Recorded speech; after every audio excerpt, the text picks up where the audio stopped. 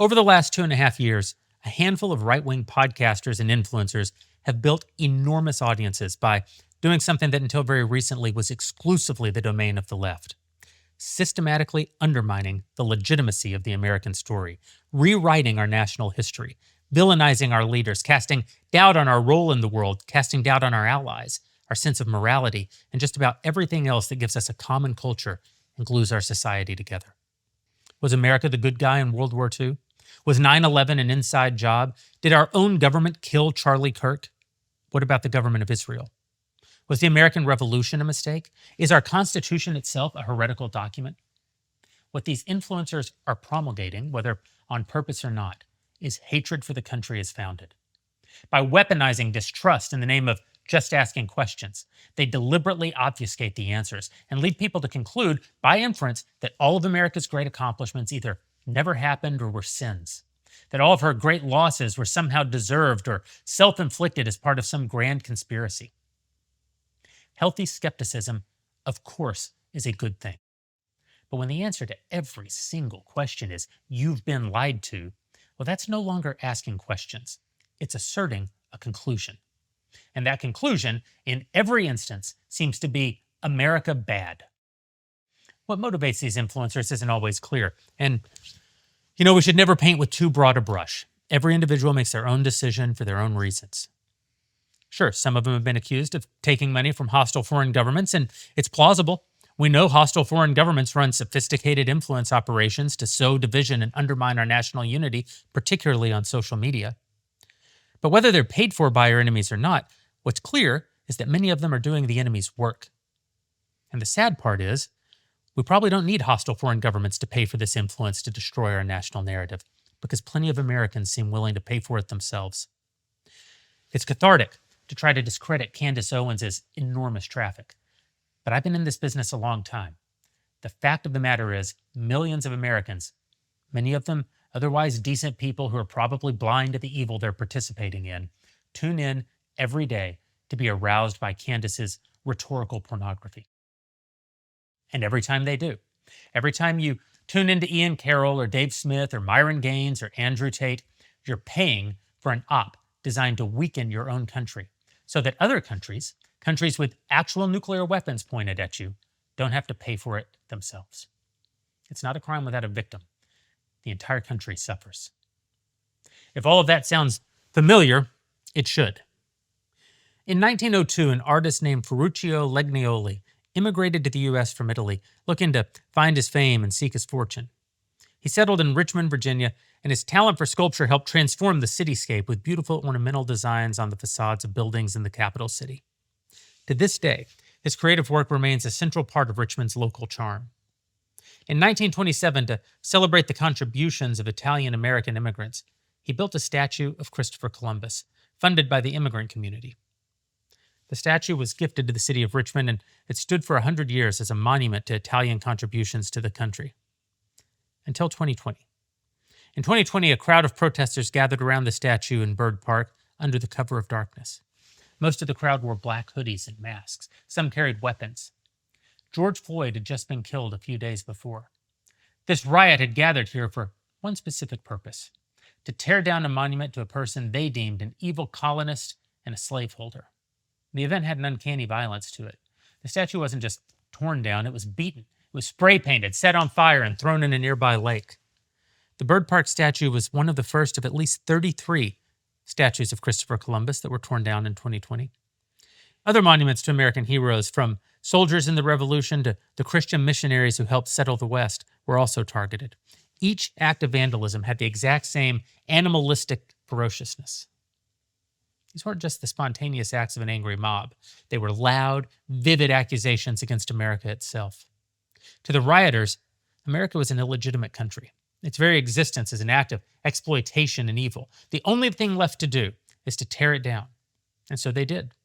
In 2021, at the urging of the Black, Latino, and Asian Caucus, New York City removed from their own city hall a statue of Thomas Jefferson, the drafter of the Declaration of Independence and the third president of the United States. This wasn't done by rioters. It was done by the vote.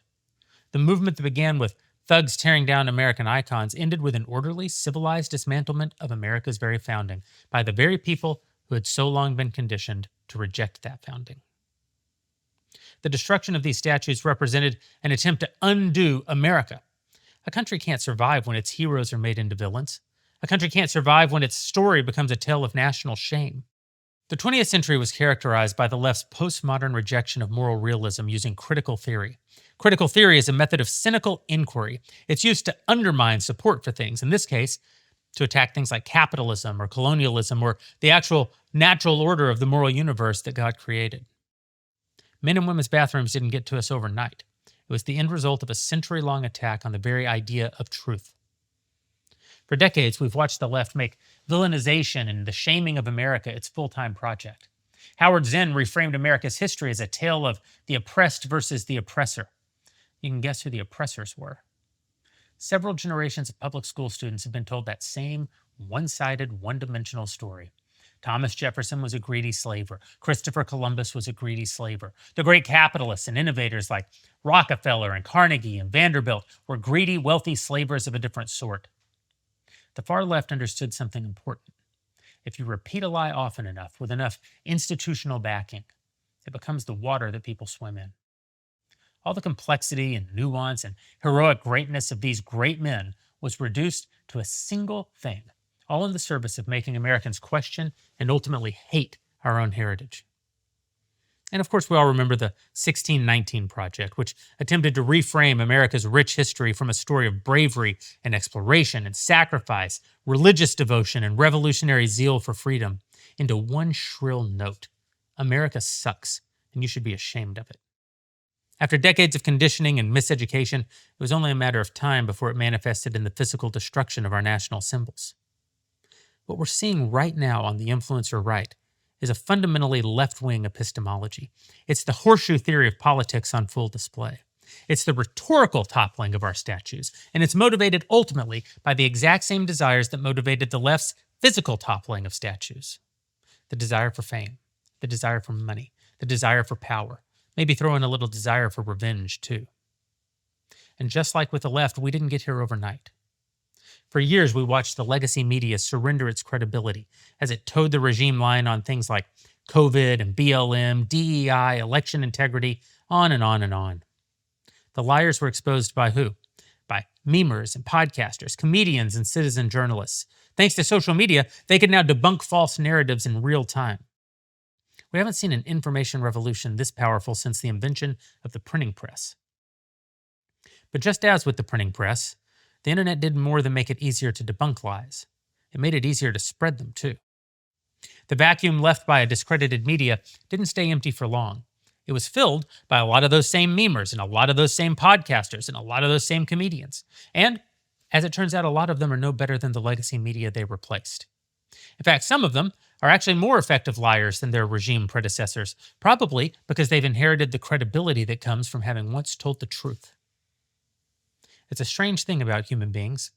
When we find out that someone's been lying to us, we never stop to ask, why am I so gullible? Instead, we think, I should trust the person who showed me I'm being lied to. Cult leaders have been exploiting that little trick for decades. It's famously said that a lie can travel halfway around the world while the truth is still lacing up its boots.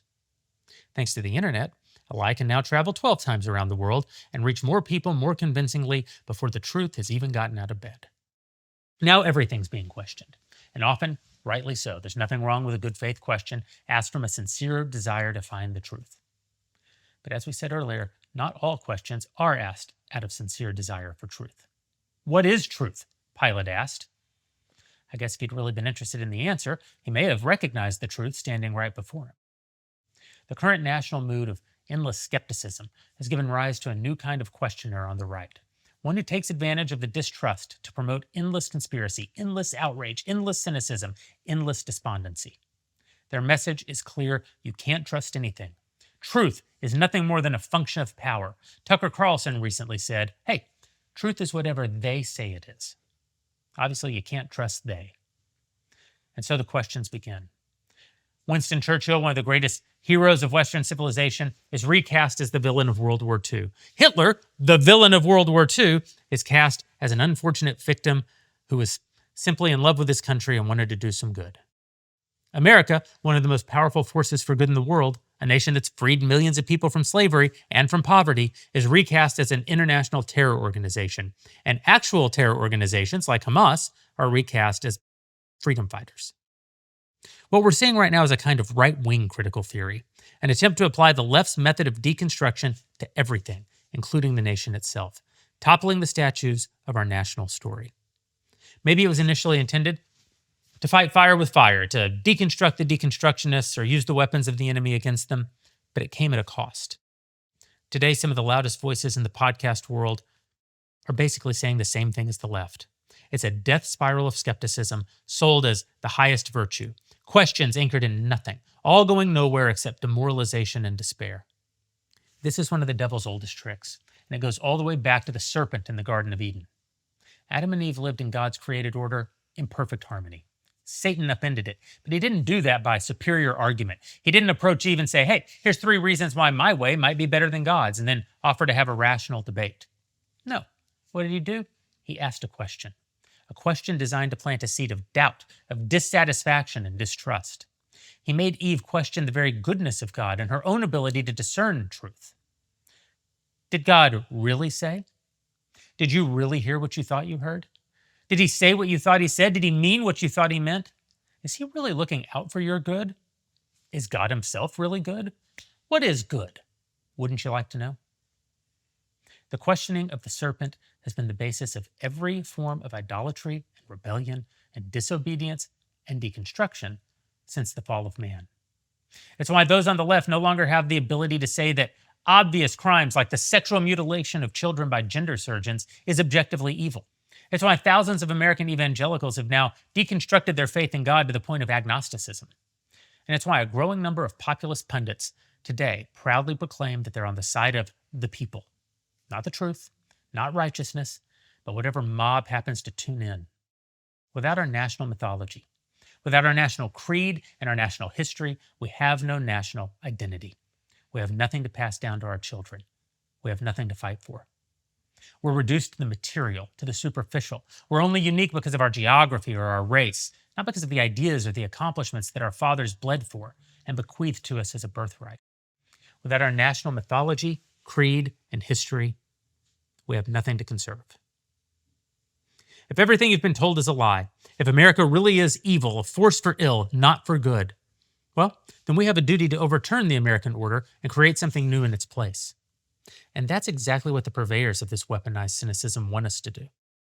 The doom scrollers and the black pillars, both left and right, they want us to topple not only our statues, but our country itself, because they believe that when we do, they'll be the ones who get to build the new world order on the ashes. And that goes back to the garden too.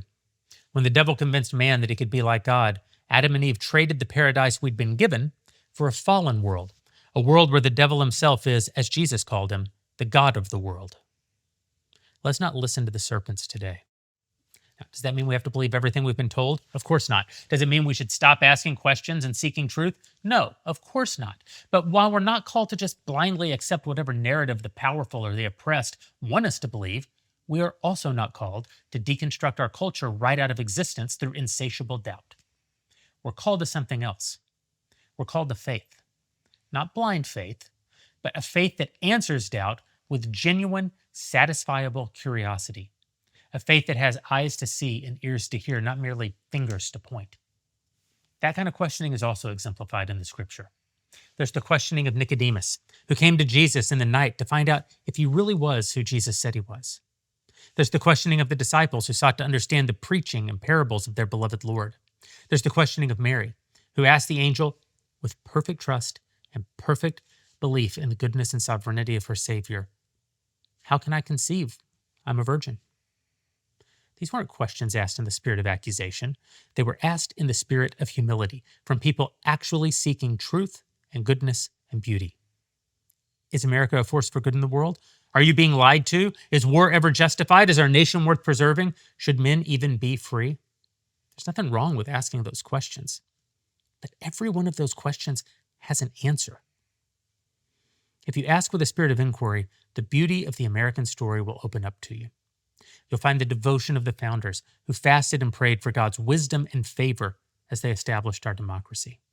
You'll find the courage of the abolitionists who risked everything to make men free. You'll find the sacrificial love of the American GIs who laid down their lives by the thousands for their brothers and for the freedom of the West. Through it all, you'll see God's hand of grace guiding us through the darkest nights. America is a miracle. Our freedom is a miracle. You have the right to question anything, but only the devil wants you to question everything. In an age of endless doubt and distrust, all endlessly exploited for clicks and money, be a light to others. Be the right kind of questioner. Seek the truth. Believe it when you find it. Stand on it. Defend it. Because a nation can survive bad leaders. A nation can survive bad policies. But no nation can survive the loss of belief in itself. My first guest, as this is the first episode of The Jeremy Boring Show, is one of my favorite people in the world. If there's an odd couple in conservative politics, a Felix and Oscar, it's Alan Estrin and Dennis Prager, the two founders of PragerU. Both over the last 15 years have become truly dear to me, and one of them is my first ever guest. Dennis Prager, my dear friend, welcome to The Jeremy Boring Show. Guest number one. Number one. That's actually a big honor for me. It's great to be with you, Jeremy. Well, it's a big honor for me. One of the reasons I wanted you to be the first guest on the show, there's a lot of reasons, but one of the very important ones to me is that when we were last together on camera, we've seen each other socially a few times this year, but when we were last together on camera, it was almost 16 months ago, and it was the day after Donald Trump won re-election in 2024. And it was such an emotional day. It was such a celebratory moment. I think we actually convinced you to have a little bit of whiskey, if I'm not mistaken, in celebration. Yeah. A bit out of character. That's right. We're also full of optimism and hope and joy and enthusiasm for the future of the country. And today you fast forward 16 months later, and so much has changed. So much has changed in your life personally. So much has changed in the country, in the movement. And as I've reflected on what I want this show to be, a huge part of it is answering the kind of politics of anger and despair that seem to have crept up on us since that beautiful moment. And, you know, it's impossible not to see the parallel between what has happened in your personal life and what's happened in the life of the movement in the country. So I thought, who would be better for us to talk to, who might be able to share more insight into how to face these difficult times than Dennis Prager? Well, let me begin with my state, why my voice is weaker than people are used to. And what are you referring to?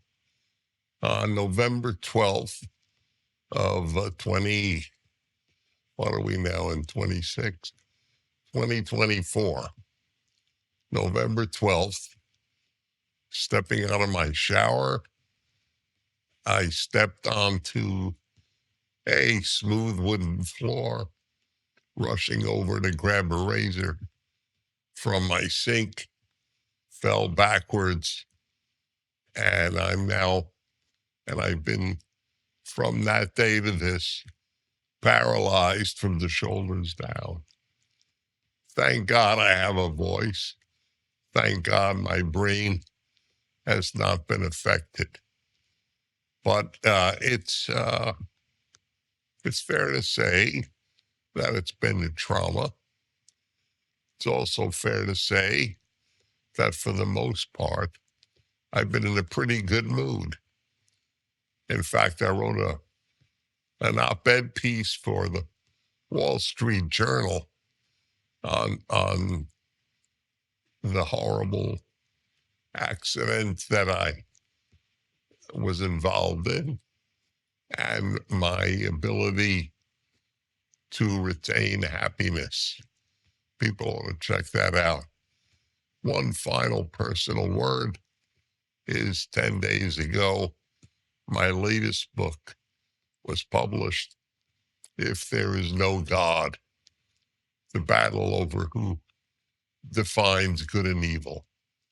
If there is no God, you'll get a kick out of this, Jeremy.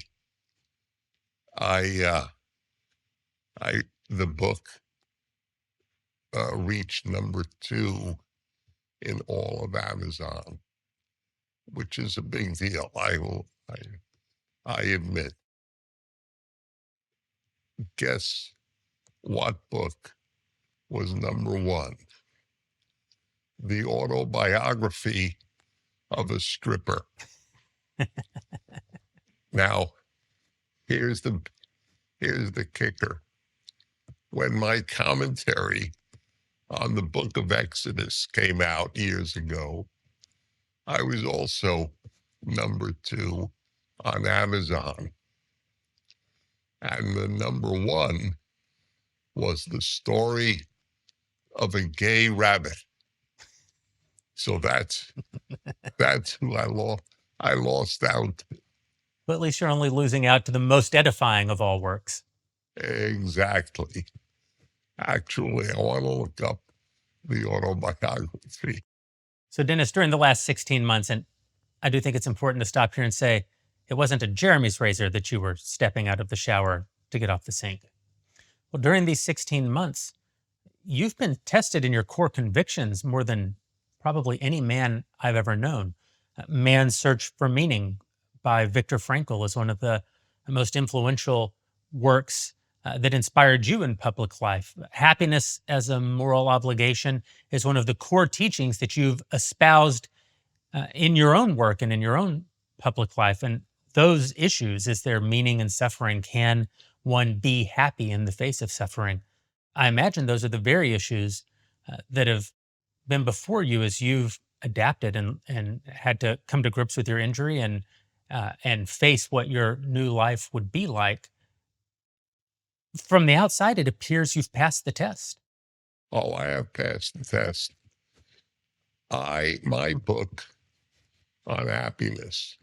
Happiness is a serious problem, published in 1998 by HarperCollins, who published the latest, If There Is No God. I now realize how good it was. It took me 25 years to realize how good a book I had written. It prepared me for this trauma.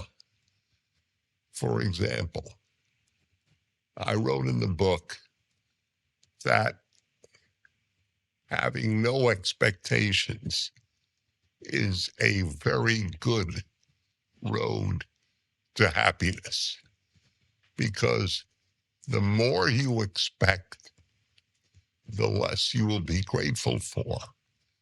If you expect to be healthy tomorrow and you're healthy tomorrow, well, what's there to be grateful for? We're basically grateful for what we don't expect to get or receive. I have lived by that, having no expectations, since college. And it has stood me well. I have never thought on a religious plane, I have never thought that God would necessarily protect me from calamity, whether it was familial or personal. I didn't think I merited his intervention, and 6 million Jews did not. 6 million Ukrainians did not. 30 million Russians did not. And 60 million Chinese did not, et cetera, et cetera. God allows the bad to happen. What was he going to do, God? Repeal the effects of gravity on me? It's a miracle that I'm speaking to you, that I have no brain damage, and that I'm able to speak. So my views have not been challenged. Talk about the miracle of being able to speak. And I think that for those of us out here, your friends, supporters of your work these last many years, it is a miracle. And we've been missing your voice. To be without Dennis Prager for the last 16 months, to be without Jordan Peterson, who's been sidelined with his health for the last many months, to be without our dear friend Charlie Kirk. It's blown an enormous hole in the sort of moral and intellectual architecture of the American right. How much today are you able to engage in political news? How much are you following, and what's your read on the current state of the country and of the American right?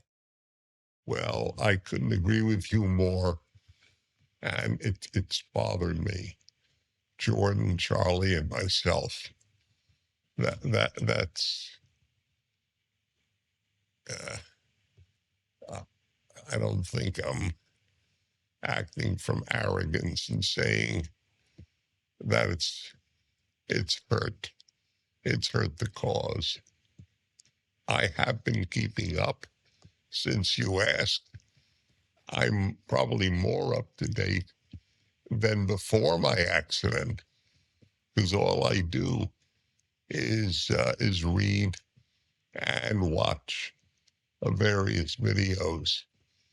By the way, I did not know the world of podcasting prior to my accident.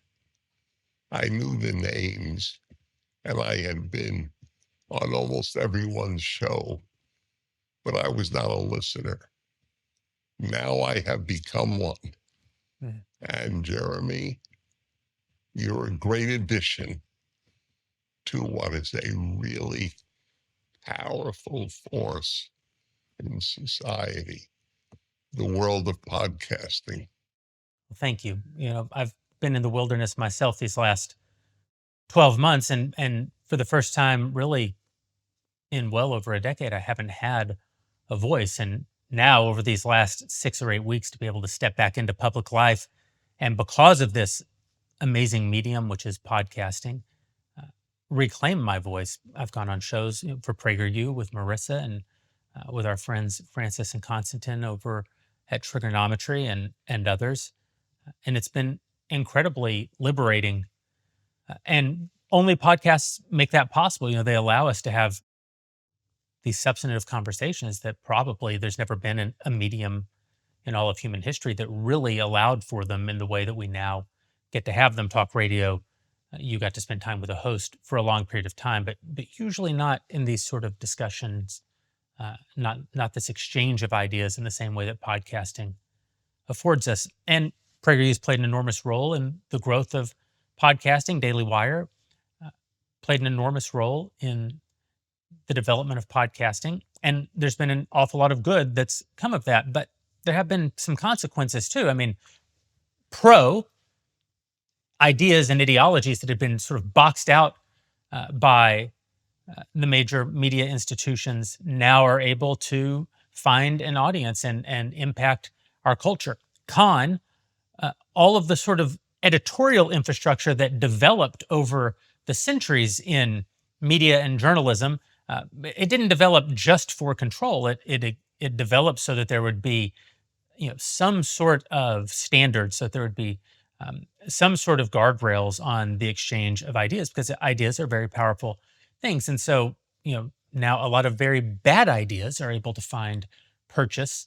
How do we evolve as a society? Because, without that editorial architecture that used to exist, and that had become bloated and had become corrupted, and had in many ways sown the seeds of its own destruction.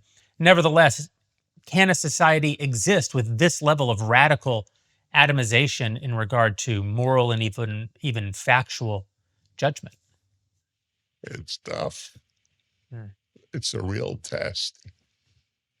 I do believe in the final analysis that the good argument will prevail, but it may not prevail against a charismatic non-truth teller. That's my biggest worry, is the charismatic, where people will follow an individual because they love him or her, irrespective of what he or she is saying. I mean, to be precise, you know Candace well. I know Candace well. She was deeply involved in your life, and before that in my life. And I got to tell you that people are not appalled at her attacks on Erica Kirk and TPUSA is very sobering. These are wonderful people. This is a woman who lost her husband, the father of her little girls, and to cast aspersions on the company and on her. It's an example of the CON that you had talked about just now. On the other hand, if we can't get good ideas out there, we deserve to lose. Hmm. Our ideas are truer and better, and we're fighting. In Tucker Carlson, he thinks it would be a good thing if Iran had a nuclear weapon. He actually said that. And it's unbelievable, the things that man says. I'm preparing a piece. I published a 7,500 word response to Candace Owens' ideas. People should look it up. It's at PragerU. And I'm going to do something analogous, though not nearly as long, with regard to Tucker Carlson. I'll just tell you, yesterday he said that his only loyalty, now notice he used the word only, his only not first, his only loyalty is to the American people. Why is that noble? Why is that Christian? That's your only loyalty? I just don't get it. It's a tribal-based morality that I don't relate to. It's not even a truthful statement. I mean, I don't know Tucker Carlson on a personal level. As an observer, though, he certainly has other loyalties than just to the American people. He's he's expressed additional loyalties. He's said he has loyalty to the United States, which presumably is different than the people. He's obviously got loyalty to his family, one would assume, to his brother very publicly, very obviously. I know people who've worked for him both at Fox and at his network. When he first started the Tucker Carlson network, he hired a bunch of Daily Wire and former Daily Wire employees. And by all accounts, he shows great loyalty to the people who work for him.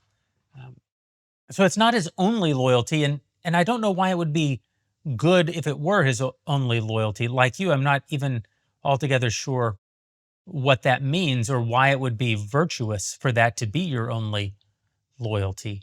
Uh, but presumably one wouldn't say it unless they at least thought that it sounds like something that would be good if it were true. I don't even think it would be good if it were true, and it very plainly isn't. Well, isn't that the same as saying my country right or wrong? I gave a brief statement to the PragerU team about a week ago, and I said,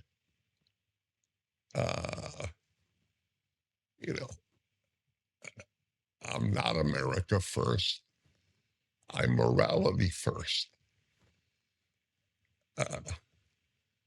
What is good and what is true are my first loyalties. There's a biblical injunction: do not stand by the blood of your neighbor.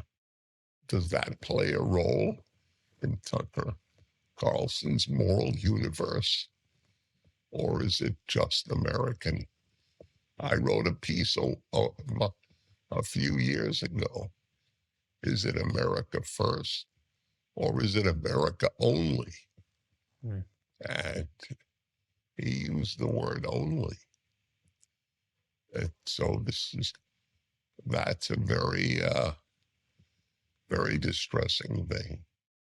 There are a lot of conflicts and contradictions sort of inherent in what people like Tucker and Candace, and I should actually correct that. I don't put Tucker and Candace in exactly the same category. Obviously, in some important ways, they're fellow travelers, but Candace is not engaged in anything that resembles a political project, as far as I can tell. She openly says she's never going to vote again, encourages other people not to vote, encourages people not to join the military, says people in the military should abandon the military. That's not a political project. Candace is engaged, as far as I can tell, in the advancement of Candace. That seems to be the only value set that she has, is her own aggrandizement.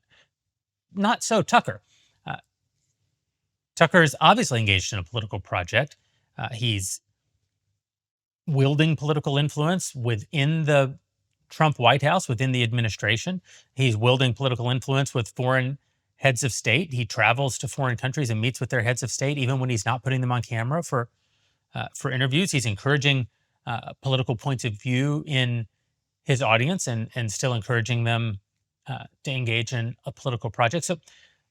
So he is trying to put forward an affirmative political vision for the country. But what I don't understand is, what is that political vision? He says his loyalties to the American people, but he also seems, through all of his monologues, through all of his interviews, to be saying that the accomplishments of the American people, particularly over the 20th century, were in large part either false, the accomplishments weren't real, or worse, they were real and were somehow sins, that our national narrative, the story we tell ourselves about who we are and our place in the world, and our purpose in the world, is a lie at best, and at worst is true and also a sin, that our the worst things that have happened to our country were somehow deserved or self-inflicted, again, as part of some grand conspiracy. So I suppose what I'm saying is, how can one be loyal to the American people while also suggesting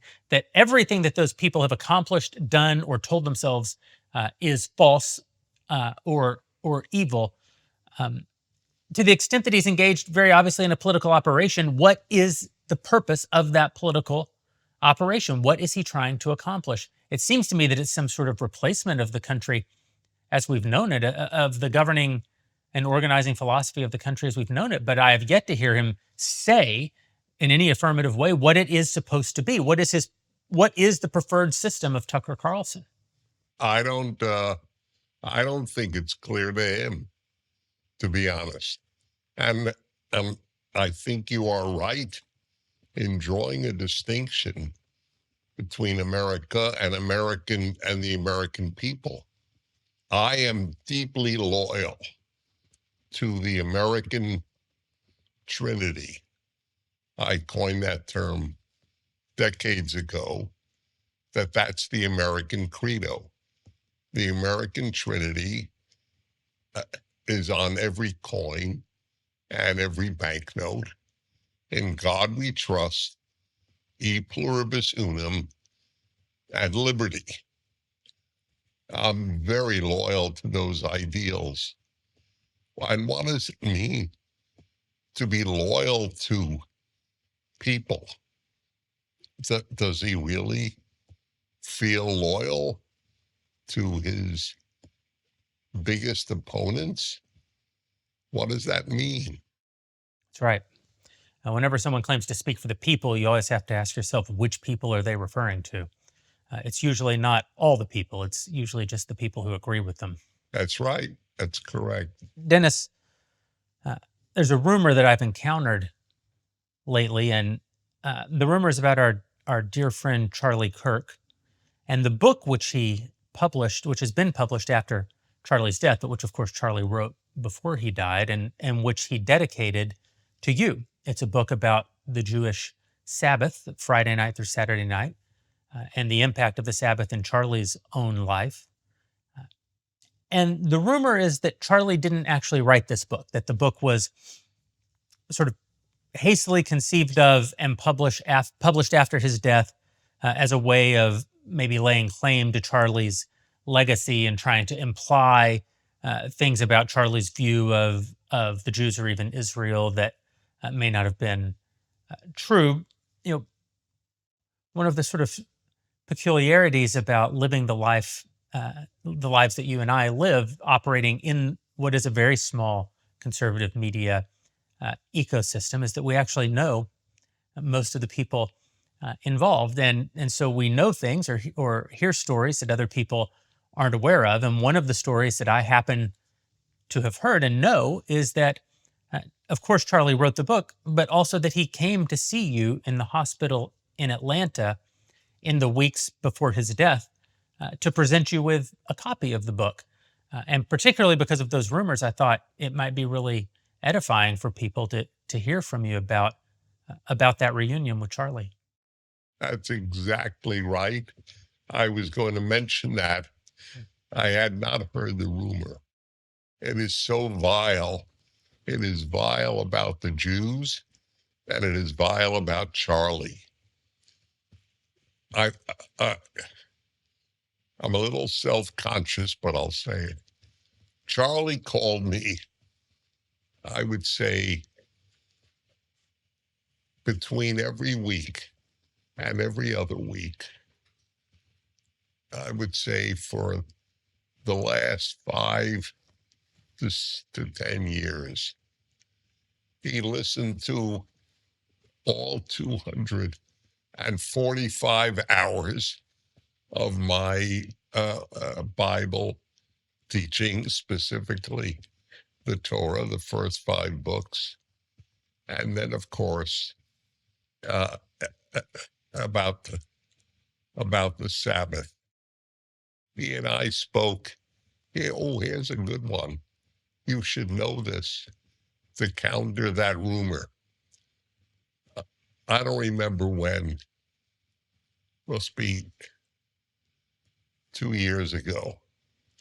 He and I spoke at Arizona State University. He went on to speak for a half hour.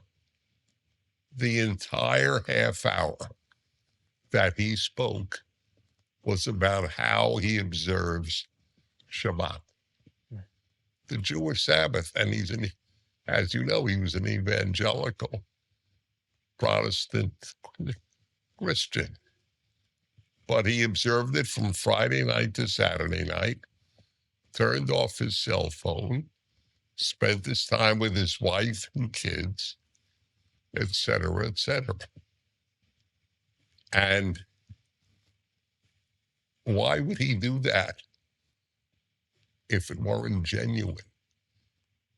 I was shocked, by the way. I was sure he would speak about politics. That was his entire speech at Arizona State 2 years ago. To lose a man of that character from our movement.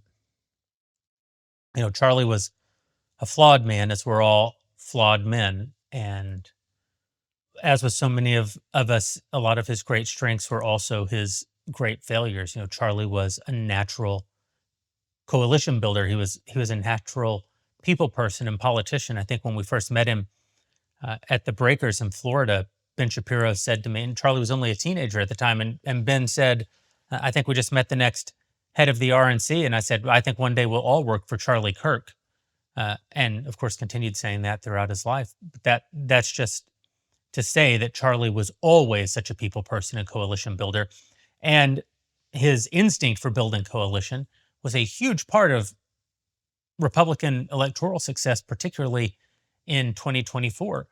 On the other side of that, though, his natural desire to keep the coalition together caused him to, I think, probably see better in people than was sometimes there and to accept people perhaps as better than they have since his death revealed themselves to be.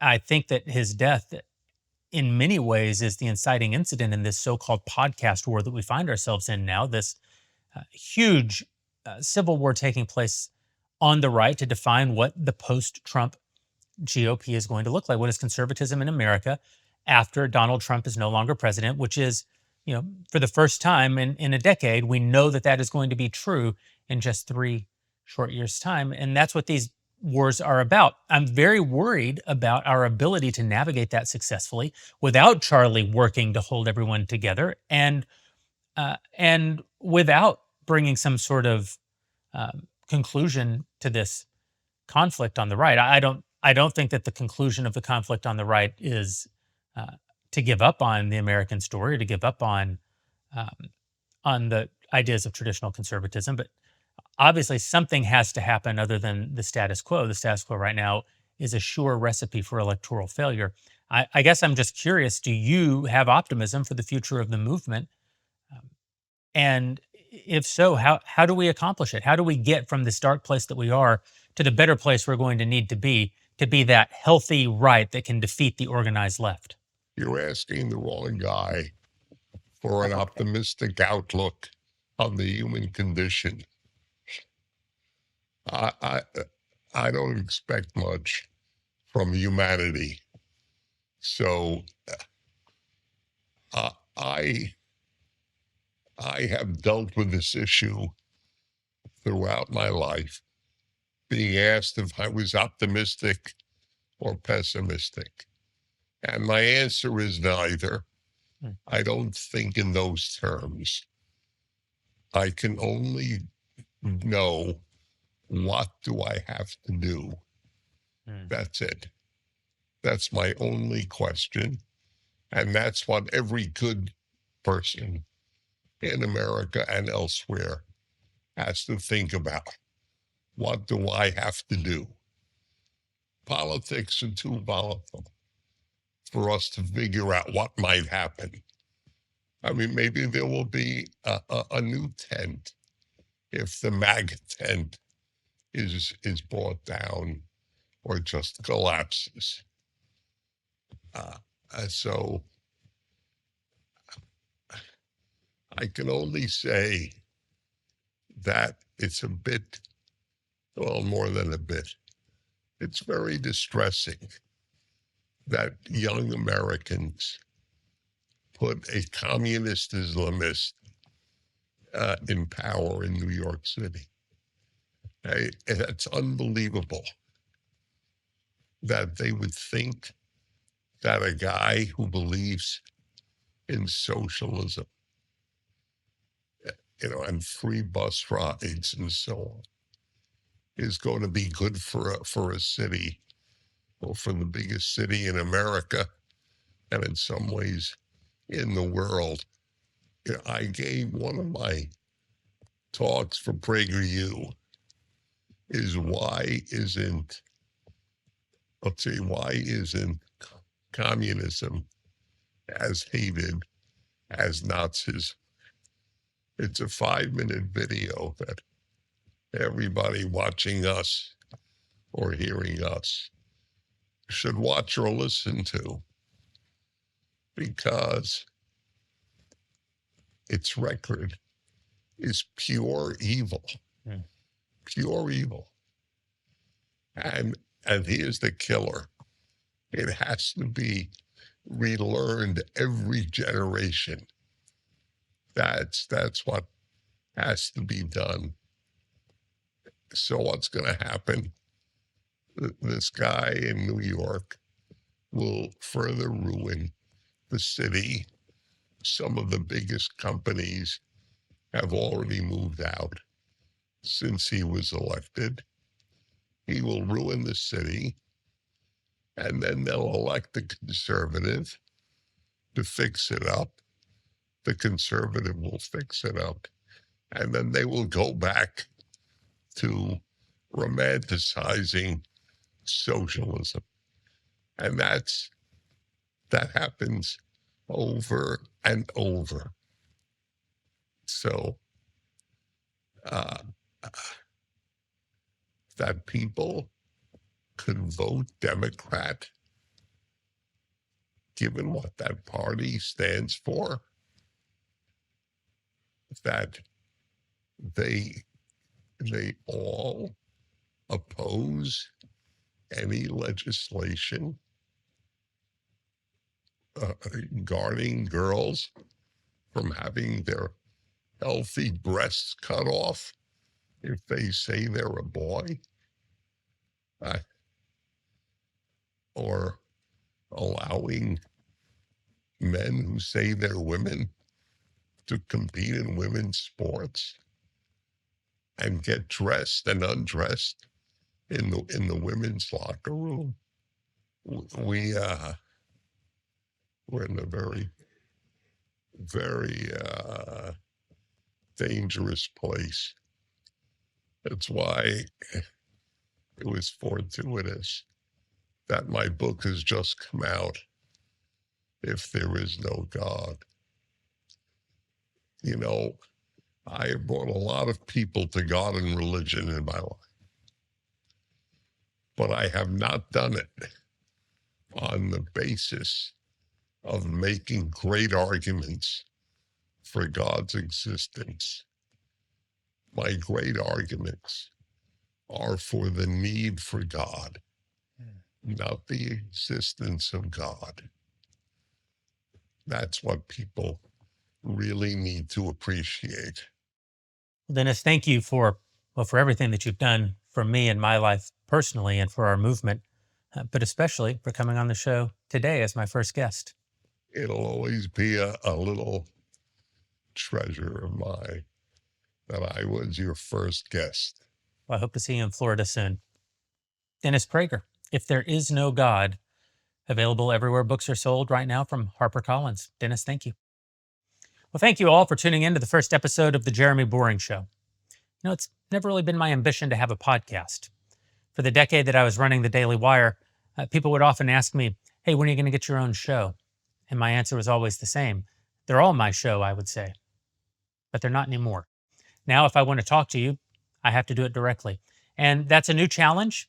It's not where I thought I would be in life, not where I wanted to be. It's been a huge change leaving the Daily Wire. Not one that I had ever seen coming. But I'm glad to have this opportunity where we might explore some of the issues facing the country and the movement together. You know, I used to say that my mission in life was to fight the left and build the future. And for the most part, that mission hasn't changed.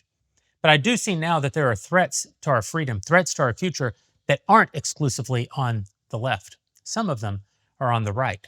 The left is still the bigger threat, but you can't defeat an organized left unless you have a healthy right. And so it's incumbent on all of us who believe in the country, who believe that America is a force for good in the world, who believe in the founding creed of the country, that all men are created equal, that we're endowed by our Creator with unalienable rights, life, liberty, the pursuit of happiness, who believe in our founding documents, who believe in our Constitution, who believe that our best days can truly still be ahead, that we can bequeath to our children a future of freedom, a future of prosperity, and a future of virtue, perhaps even more so than what was bequeathed to us. It's incumbent that we be the ones building that future. And so today I say that the purpose of this show is to fight for freedom and build the future. I don't know if we'll be a huge show or a small show. I don't know if we'll have rocket ship success like we had at the Daily Wire. I don't know if we'll be a top 10 podcast like the Ben Shapiro Show or the Candace Owens Show or the Joe Rogan Show. And that's really not our ambition. I mean, the bigger, the better. We'd be very happy. But our ambition is really to be a part of the conversation, a constructive part of the conversation, to remind everyone of the optimism that we're called to in Christ, to remind everyone of our mission as Americans, which is to spread freedom, and our mission as Christians, not tribal political Christians who use the gospel as a cudgel, but actual believing Christians. Our mission has always been the same, and that's to proclaim Christ in the world and the power of salvation that comes through the power of his gospel. And so that's what we're going to do together. It's not all going to be politics. It never was. Building the future is about building businesses. It's about building voices. It's about building institutions. It's about building culture. And all of those things are in flux today. Hollywood isn't what it was even a year ago, much less a decade ago. Politics has changed just in the year that I've been out of public life. Machines are on their way. They're replacing jobs even as we speak. We don't know what the institutions of the future will look like. We don't know what the politics of the future will look like. We don't know what the culture of the future will look like. But we know that if we aren't a part of building it, then we won't be a part of it. And so build it we will together. Thank you guys for tuning in. We hope to see you next time on The Jeremy Boring Show.